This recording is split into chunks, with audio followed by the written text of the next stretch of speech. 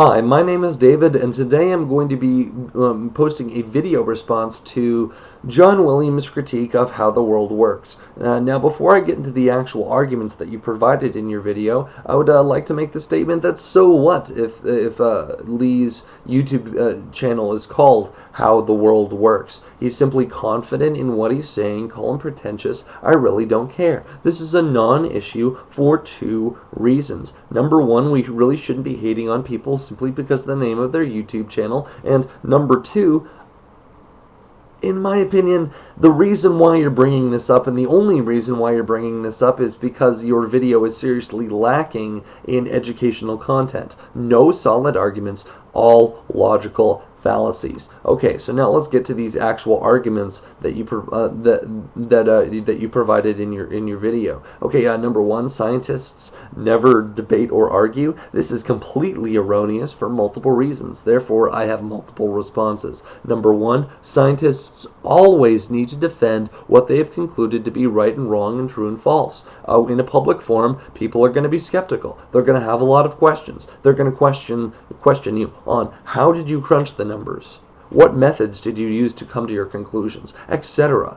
There are multiple ways of getting around to a certain answer, just as there are multiple ways to skin a cat, which is my second response. There's always conflicting evidence. Call them numbers, call them math, whatever. There's information that you collect. Then what you need to do is calculate that information into your conclusion and come to the conclusion based upon the evidence that you have collected. However, there's always user error because there are multiple ways of determining your conclusion based upon the information that you've received. And I'm sorry, every single person is fallible in the sense that we always make mistakes. I know, of course, you're probably going to respond saying, well, 2 plus 2 is 4. No, that's true, but if there are multiple ways of determining what is right and what is wrong based upon a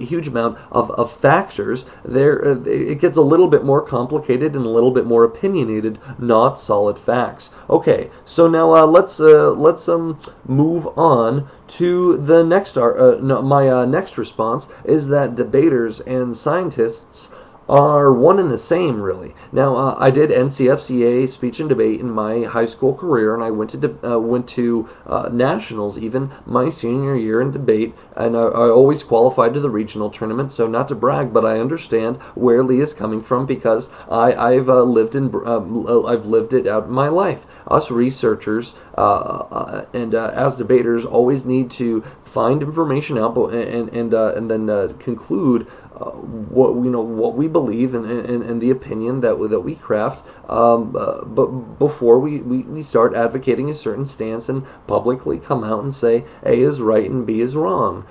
We'd be foolish otherwise just to make statements. And so now, what are scientists? Scientists are people that observe their surroundings, make conclusions based upon the information that they've collected, and then advocate a certain stance on an issue, publicize the information, and try to swing people over your side to better society, to create things, what have you. It doesn't really matter. It's just the ends, but the means are definitely researching an issue, coming to a conclusion, and then publicizing it. It's just the way the world works. Sorry, I just had to use that phrase. Okay, so now let's move on to your next argument. Argument should not include philosophy. And this is completely ridiculous, once again, for multiple reasons. However, I would like to make another initial comment by saying you're somewhat immature by crowding other people out of the conversation or certain arguments out of the conversation simply because you don't care about philosophy. But that's kind of ridiculous. That's being an educational 2-year-old, I would say. Now, as far as philosophy goes, you have a philosophy, and I have a philosophy. I would argue simply because a philosophy is an idea, a sphere of thought. You have an opinion on an issue. I have an opinion on an issue, and then all of our opinions form our worldview. How we see the world. That's a philosophy. I'm sorry. That's the way the world works. That's the way you work. That's the way I work. You have an opinion, and you have a philosophy. philosophy. You care about philosophy whether you think so or not. Okay, so now as far as now my actual arguments to my actual responses to your initial argument that economics should not include philosophy are this. Number one, economics is definitely more than science because it deals with people. And people's interaction with each other, and then also the government's interaction with people. So now, of course, there are many economic philosophies out there. I'm more of the libertarian sphere of thought. I'm a proponent of free markets. I think we've had crony capitalism for 100 years, so Michael Moore and the rest of them can't turn around and say, oh, George Bush was an idiot. Hey, I think it was an idiot too. That's the thing. Hey, get to know libertarianism. It is pretty cool. I understand you're a liberal. I agree with you on. I may agree with you on a few social issues if you follow the general party platform, such as gay marriage and several civil liberties. But wow, I'm going on a tangent here. Anyways, so now my next response to your argument that economics should not include philosophy is that I believe that you should separate practicality and morality. You said, so what if the numbers crunch? If you crunch the numbers and it comes out positive, it just doesn't matter. Roll with it. It doesn't really matter at all. But once again, if morality and philosophy should be included in the conversation, so what if a program may work or not? I don't need to look at a study of Social Security to say that I disagree with it simply because of my moral convictions. The government is making you save for retirement, and not only making you save for retirement, you're helping others save for retirement as well, which is ridiculous in my opinion based on the philosophy of free markets and liberty, individual liberty as human beings, not as groups and stereotypes.